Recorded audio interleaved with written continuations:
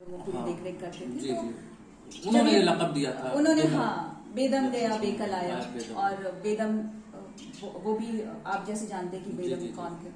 तो यकीनन वो बुजुर्ग थे, उन्हें एक ये एहसास हुआ कि भाई इस बच्चे में कुछ तो ऐसी बात है जो बेदम गया और बेकल आया, ऐसा बड़ा खिताब दिया। उस वक्त तो उन्हें बिल्कुल भी जानकारी नहीं थी कि ये मुझे क्या बोल रहे हैं, और बहुत परेशान हो रहे थे कि ये मेरे साथ क्या कर रहे हैं, मुझे झाड़ू मार रहे हैं और मुझे परेशान कर रहे हैं, यहाँ से चलिए। या बाद में जब उन्होंने लिखना शुरू किया, जब उन्होंने बहुत ही कम उम्र से लिखना शुरू कर दिया, और उस वक्त उन्हें ये एहसास होने लगे कि मेरे अंदर ये वो एक जमींदार घराने के थे और नशिस्तें और शायरी हमारे ख्याल से वो घरों में भी पहले ही हुआ करती थी। बचपन से उन्हें शायरी का इस तरीके से माहौल मिला घर में।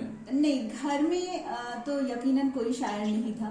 जी, और जो घराना था, जो खानदान था, वो जमींदार खानदान था। वहाँ पे कुछ नशिस्तें वगैरह होती थी क्या इस तरीके से? देखिए, उनका जो पहला शेर था जब वो खेत में असामियों के साथ बैठे हुए थे और अपना लोग काम कर रहे थे, वो दूर बैठे सिर्फ एक तरीके से उन्हें देख रहे थे। पहला शेर उनका वहां हुआ था जो मुझे जानकारी है। तो वहां पे एक औरत थी जो कि रो रही थी। और वो क्यों रो रही थी, दिल में एक अब्बा हुजूर की एक बात आई कि भाई क्यों रो रही है, मैं जानने का बहुत ज्यादा इच्छुक हूँ, आखिर बात क्या है, अगर गुर्बत है या क्या ऐसी बात है, शायद अनाज पानी नहीं मिला है घर से, या कुछ ऐसी चीजें, किसी ने दुखी तो नहीं किया है। तो उन्होंने जाके पूछा तुम आखिर क्यों रो रही हो? तो उसने ये बताया कि मेरा जो सजन है, बालम है, वो चला गया है परदेश। जी, जी, जी। कुछ ऐसा इंसिडेंस था। तो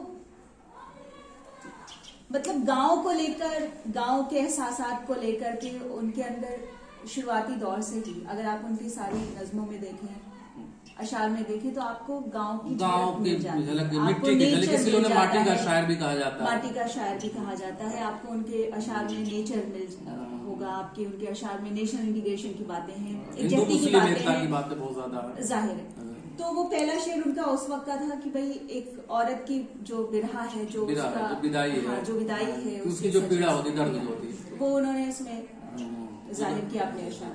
तो अवधि को लेकर के एक्सपेरिमेंट्स बहुत सारे किए शेर में, जो कि वाकई में लोगों के लिए एक हैरतनाक बात हुई कि अरे ये अल्फाज कैसे इसमें आकर कैसे शेर में कैसे ये फिट हो सकता है।